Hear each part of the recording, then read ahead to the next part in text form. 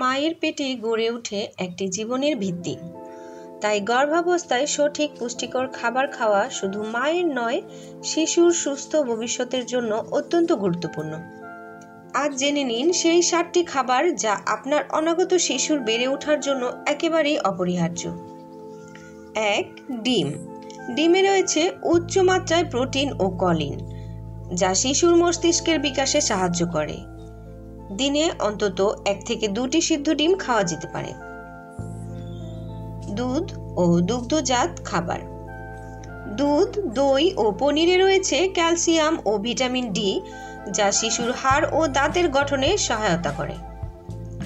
3. শাকসবজি।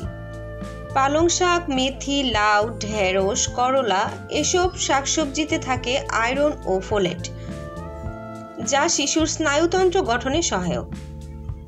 ফলমূল, বিশেষ করে আপেল, কলা, আম, কমলা এই ফলগুলোতে রয়েছে অ্যান্টিঅক্সিডেন্ট ও ভিটামিন সি। এটি শিশুর রোগ প্রতিরোধ ক্ষমতা বাড়ায়। সামুদ্রিক মাছ।